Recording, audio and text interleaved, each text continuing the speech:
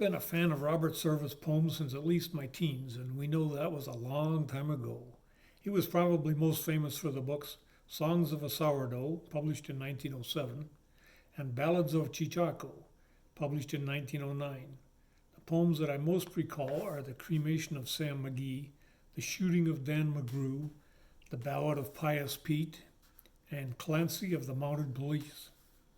Today I will read The Ballad of the Iceworm Cocktail from Barroom Ballads, with the kind permission of the estate of Robert W. Service, Charlotte and Longepe. Barroom Ballads was published in 1940. I was introduced to the Iceworm Cocktail and the poem by my niece Debbie, a sourdough by birth at her last birthday soiree. And of course, it was swallow the iceworm cocktail first and then learn the backstory. What great fun. Some books come with a foreword to introduce the material. Robert Service saw fit to provide a forewarning to Barroom Ballads, which reads as follows. I'd rather be the jester than the minstrel of the king. I'd rather jangle cap and bells than twang the stately harp.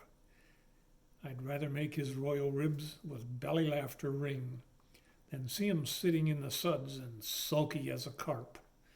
I'd rather be the court buffoon than its most high-browed sage. For you who read, take heed, ere yet you turn my page. The Ballad of the Iceworm Cocktail. To Dawson Town came Percy Brown, from London on the Thames.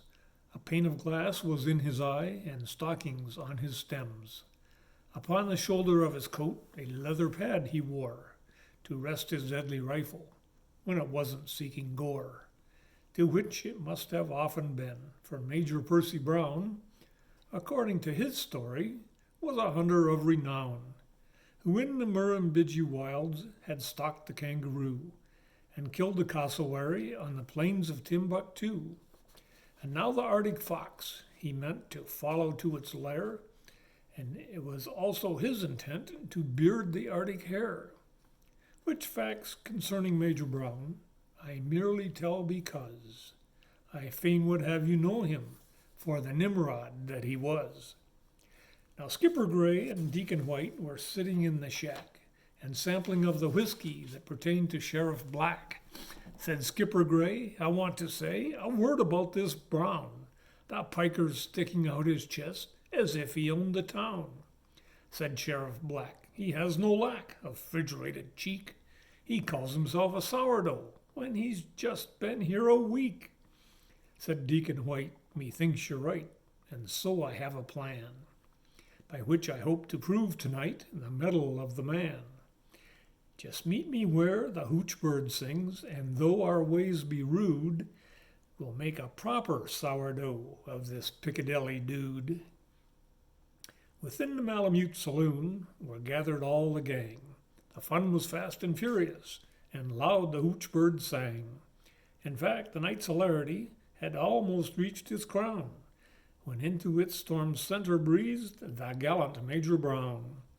And at the apparition, with its glass eye and +4s, from 50 alcoholic throats resounded 50 roars.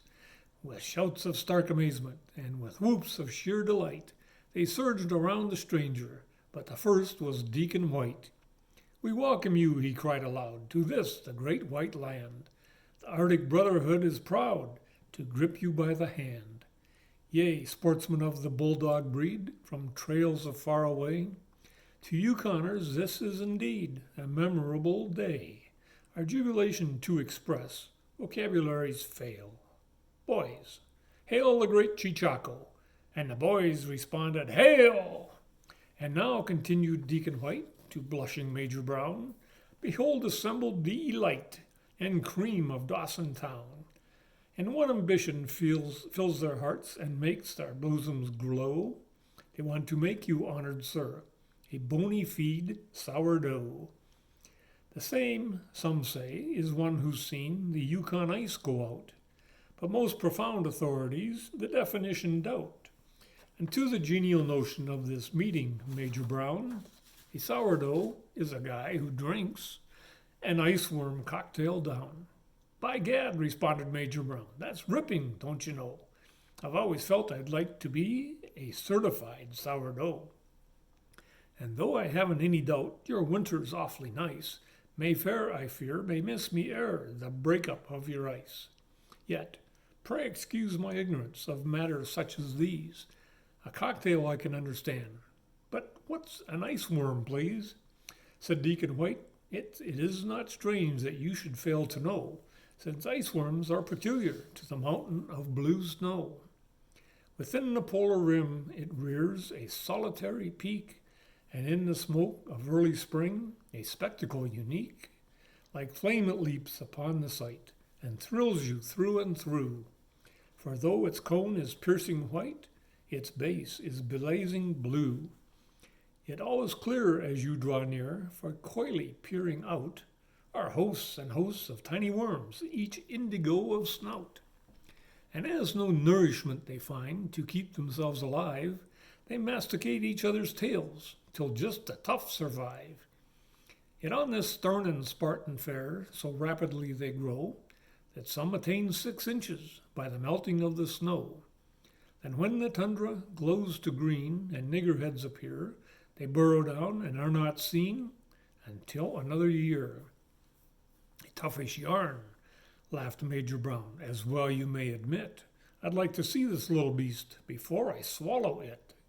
'Tis easy done, said Deacon White. Ho, barman, haste and bring us forth some pickled iceworms of the vintage of last spring. But sadly still was Barman Bill, then sighed as one bereft. There's been a run on cocktails, boss. There ain't an iceworm left. Yet wait. By gosh, it seems to me that some of extra size were picked and put away to show the scientific guys. Then deeply in a drawer he sought, and there he found a jar, to which with due and proper pride he put upon the bar. And in it, wreathed in queasy rings, or rolled into a ball, a score of gray and greasy things were drowned in alcohol. Their bellies were a bilious blue, their eyes a bulbous red.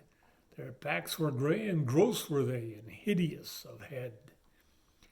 And when, with gusto and a fort, the barman speared one out, it must have gone 4 inches from its tail tip to its snout. Cried Deacon White with deep delight, say, isn't that a beaut? I think it is, sniffed Major Brown, a most disgusting brute. Its very sight gives me the pip. I'll bet my bally hat you're only spoofing me, old chap. You'll never swallow that. The hell I won't, said Deacon White. Hey, Bill, that fellow's fine. Fix up 4 iceworm cocktails, and just put that wop in mine. So Barman Bill got busy, and with sacerdotal air, his art's supreme achievement, he proceeded to prepare. His silver cups, like sickle moon, went waving to and fro, and 4 celestial cocktails soon were shining in a row. And in the starry depths of each, artistically piled, a fat and juicy iceworm raised its mottled mug and smiled. Then closer pressed the peering crowd, suspended was the fun, as Skipper Gray, in courteous way, said, Stranger, please take one. But with a gesture of disgust, the Major shook his head. You can't bluff me. You'll never drink that ghastly thing, he said. You'll see all right, said Deacon White, and held his cocktail high, till its iceworm seemed to wiggle and to wink a wicked eye. Then Skipper Gray and Sheriff Black each lifted up a glass, while through the tense and quiet crowd a tremor seemed to pass. Drink, stranger, drink, boomed Deacon White. Proclaim you're of the best. A doughty sourdough who has passed the iceworm cocktail test. And at these words, with all eyes fixed on gaping Major Brown, like a libation to the gods, each dashed his cocktail down. The Major gasped with horror, and as the trio smacked their lips, he twiddled at his eyeglass with unsteady fingertips. Into his starry cocktail, with a look of woe, he peered, and its iceworm to his thinking, most incontinently leered. Yet on him were 100 eyes, though no one spoke aloud, for hushed with expectation was the waiting, watching crowd. The major's fumbling hand went forth. The gang prepared to cheer. The major's faltering hand went back. The mob prepared to jeer.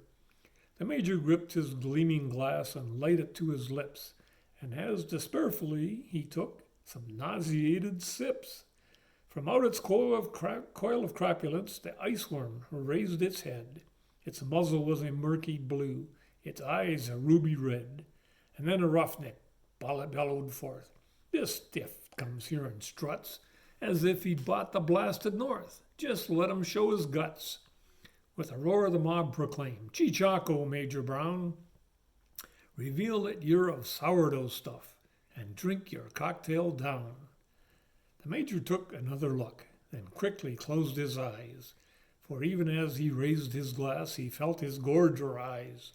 Aye, even though his sight was sealed, in fancy he could see that gray and greasy thing that reared and sneered in mockery. Yet round him ringed the callous crowd, and how they seemed to gloat. It must be done. He swallowed hard. The brute was at his throat. He choked. He gulped. Thank God, at last he got the horror down. Then from the crowd went up a roar, "Hooray for Sourdough Brown!" With shouts they raised him shoulder high and gave a rousing cheer. But though they praised him to the sky, the major did not hear. Amid their demonstrative glee, delight he seemed to lack. Indeed, it almost seemed that he was keeping something back. A clammy sweat was on his brow, and pallid as a sheet. "I feel I must be going now," he'd plaintively repeat. Aye, though with drinks and smokes galore they tempted him to stay, with sudden bolt he gained the door and made his getaway. And ere next night his story was the talk of Dawson town, but gone and reft of glory was the wrathful Major Brown. For that iceworm, so they told him, of such formidable size, was a stick of stained spaghetti with 2 red ink spots for eyes.